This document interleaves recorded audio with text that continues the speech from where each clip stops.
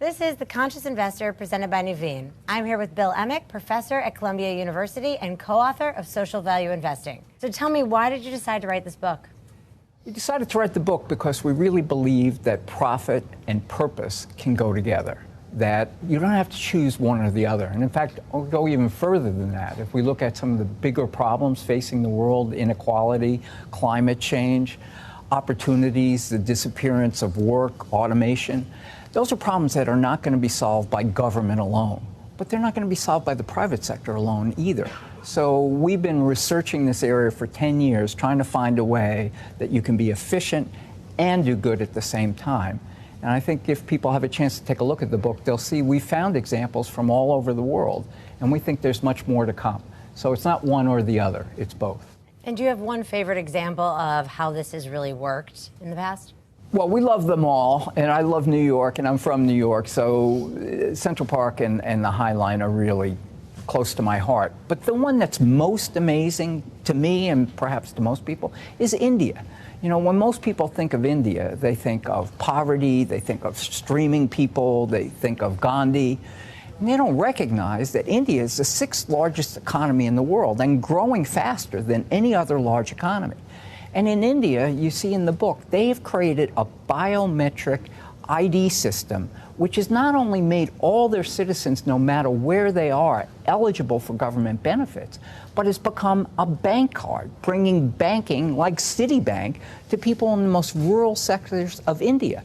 Through e-medicine with a private for-profit, Apollo Medicine, you can be diagnosed for brain problems by one of the best doctors in the world in Mumbai, in your small village in northern India. To me, it's almost like science fiction. It really is.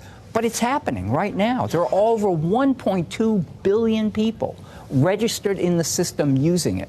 And you can carry that card. You don't have to carry your driver's license. You don't have to carry your proof of your mortgage. All your important documents are carried on the card. So you go to the bank, you give them your card, and they can approve you for a loan. And what did they do right that allowed them all to work together? Well, I mean, I hate the phrase, but that's a great question. It really is. The government had this idea in the 90s. And from the 90s all the way until the middle 2000s, it went nowhere because they didn't have the expertise.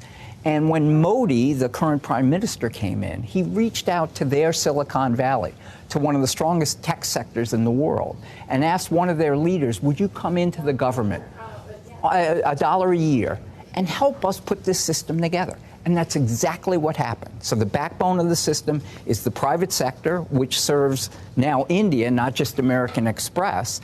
And the registration was done by 200,000 entrepreneurs that they licensed into the system to actually get people registered. So it was local, international, government, private, and community all working together.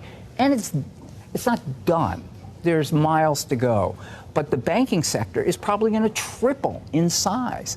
The wealth of people and communities, and most importantly to me, corruption, which was a terrible problem with government benefits.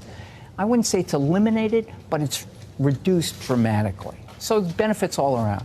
And you co-wrote the book with your former student and current colleague, Howard Buffett.